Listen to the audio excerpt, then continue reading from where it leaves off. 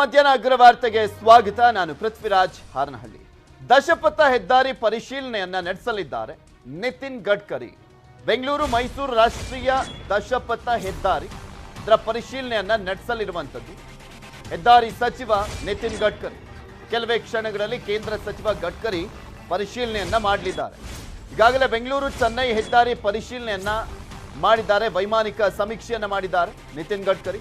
ಹೆದ್ದಾರಿ ಗುಣಮಟ್ಟವನ್ನ ಪರಿಶೀಲನೆಯನ್ನ ಮಾಡಲಿರುವಂಥದ್ದು. Mysuru Bengaluru express way ಅನ್ನು ಸಾಕಷ್ಟು ಅವೈಜ್ಞಾನಿಕವಾಗಿ ಕೂಡಿದೆ. ಈ ಒಂದು ಬೆಂಗಳೂರು ಮೈಸೂರು ಎಕ್ಸ್ಪ್ರೆಸ್ ವೇ ಅನ್ನುವಂಥ ಆರೋಪಗಳನ್ನು ಮಾಡಲಾಗಿತ್ತು.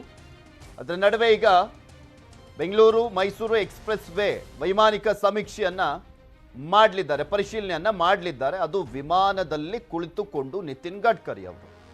ಇಲ್ಲಿ ಮೇನ್ ಆಗಿ ಸಾಕಷ್ಟು ಆರೋಪಗಳಿತ್ತು, ಇಂದ ಮುಳುಗ್ತಾ ಇದೆ, ಸರಿಯಾಗಿ ಈ ಕಾಮಗಾರಿಯನ್ನ ಮಾಡಲಾಗಿಲ್ಲ ಅನ್ನುವಂಥ ಆರೋಪಗಳಿತ್ತು. ಕೇಂದ್ರ ಸಚಿವ ನಿತಿನ್ ಗಡ್ಕರಿಯಿಂದ ಹೆದ್ದಾರಿ ಪರಿಶೀಲನೆ ಹಿನ್ನೆಲೆಯಲ್ಲಿ ಬೆಂಗಳೂರು ಮೈಸೂರು ನೂತನ ದಶಪಥ ಹೆದ್ದಾರಿಯನ್ನ ಬಂದ್ ಮಾಡಲಾಗಿದೆ. ಹಳೆ ಹೆದ್ದಾರಿಯಲ್ಲೇ ವಾಹನ ಸಂಚಾರಕ್ಕೆ ಅವಕಾಶವನ್ನ ಮಾಡಿಕೊಡಲಾಗಿದೆ. ಬೆಂಗಳೂರು ಮೈಸೂರು ನೂತನ ದಶಪಥ ಹೆದ್ದಾರಿಯನ್ನ ಬಂದ್ ಮಾಡಲಾಗಿದೆ. ಬಿಕಾಸ್ ಅವರು ಪರಿಶೀಲನೆ ಮಾಡ್ತಾರೆ ಅಂತ ನಿತಿನ್ ಗಡ್ಕರಿ ಅವರು.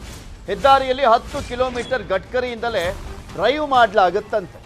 ತಾವೇ ಕಾರು ಚಾಲನೆ ಮಾಡಿಕೊಂಡು ಪರಿಶೀಲನೆಯನ್ನ ಮಾಡಲಿದ್ದಾರೆ ಗಡ್ಕರಿ.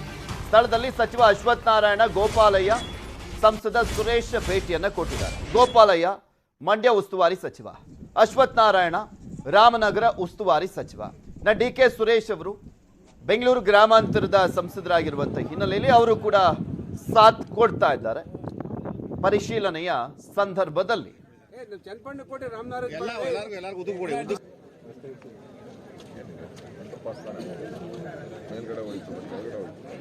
ದೇಶದಲ್ಲಿ ಅಂತ ಮಹಾರಾಜರು ರಾಜರಿದ್ದರು ಇರುವಂಥ ಉದಾಹರಣೆನೇ ಇಲ್ಲ. ಇಡೀ ದೇಶಕ್ಕೆ ಮಾದರಿಯಾಗಿದ್ದಂಥವ್ರು ನಾಲ್ವಡಿ ಕೃಷ್ಣರಾಜ ಒಡೆಯರ್ ಅವರು. ಅವ್ರ ಹೆಸರು ನಾಮಕರಣ ಆಗೋದಂಥದ್ದು ಒಳ್ಳೆಯದು. ನಾವು ಈ ದಿಕ್ಕಿನಲ್ಲಿ ನಾವು ಸಹ ಒತ್ತಾಯವನ್ನು ಮಾಡ್ತೀವಿ. ನಮಗೆಲ್ಲ ಪ್ರತಿಯೊಬ್ಬರಿಗೂ ಪ್ರೇರೇಪಣೆ, ನಾನಾಗಲಿ, ಯೋಗೇಶ್ವರ್ ಆಗಲಿ, ಗೋಪಾಲಯ್ಯನವರಾಗಲಿ, ನಮ್ಮ ಸರ್ಕಾರ ಆಗಲಿ, ಇಡೀ ಕರ್ನಾಟಕ, ನಮ್ಮ ಮೈಸೂರು ಭಾಗದಲ್ಲಿ ನಾಲ್ವಡಿ ಕೃಷ್ಣರಾಜ ಒಡೆಯರ್ ಅಂದರೆ ಇಡೀ ಏಷ್ಯಾ ಖಂಡಕ್ಕೇ ಒಂದು ಮಾದರಿ ರಾಜ್ಯವಾಗಿದ್ದವರು. ಎಲ್ಲರಿಗೂ ಪ್ರಥಮವಾಗಿ ಕೊಟ್ಟಂತ ಅವ್ರ ನಾಮಕರಣ ಆದರೆ ನಮಗೆ ಎಲ್ಲರಿಗೂ ಸಂತೋಷ ಮತ್ತು ಹೆಮ್ಮೆ ಆಗಿದೆ.